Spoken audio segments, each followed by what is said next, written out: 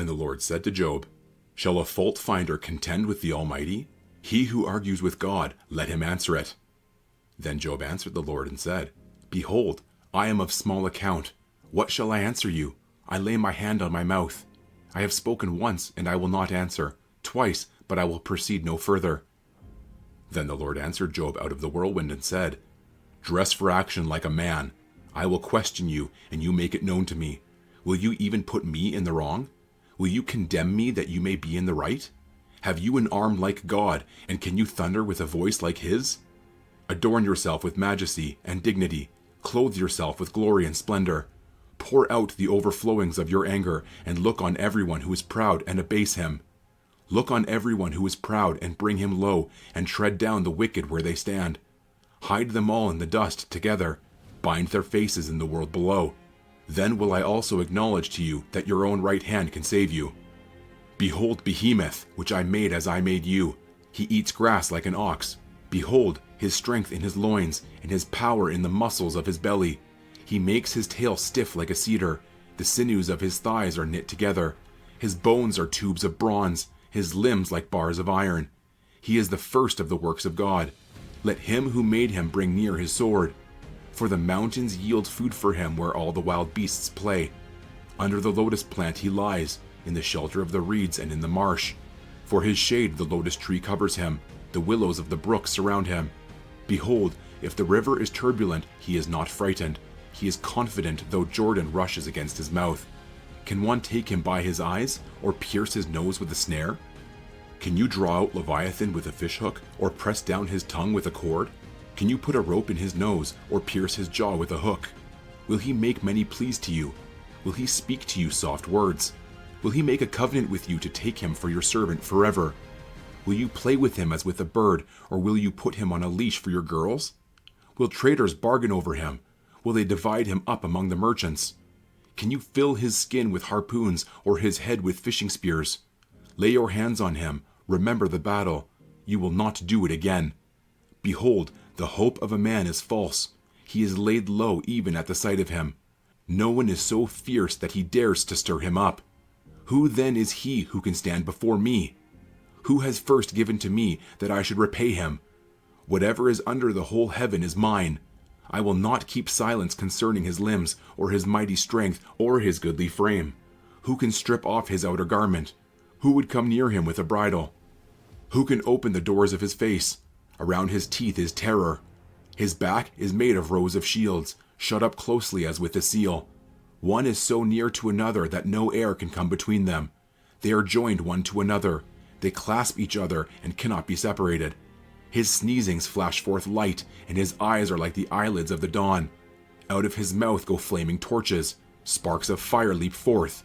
Out of his nostrils comes forth smoke, as from a boiling pot and burning rushes. His breath kindles coals, and a flame comes forth from his mouth. In his neck abides strength, and terror dances before him. The folds of his flesh stick together, firmly cast on him and immovable. His heart is hard as stone, hard as the lower millstone. When he raises himself up, the mighty are afraid. At the crashing they are beside themselves. Though the sword can reach him, it does not avail, nor the spear, the dart, or the javelin.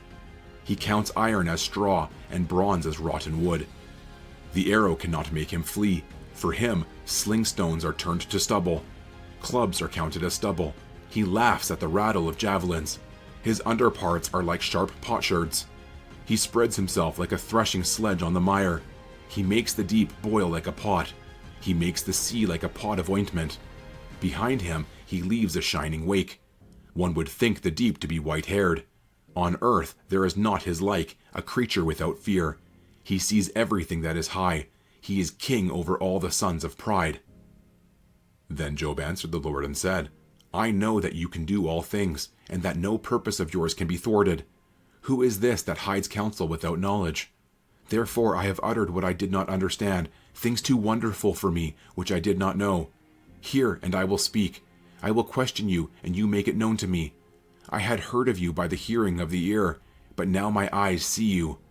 Therefore I despise myself, and repent in dust and ashes.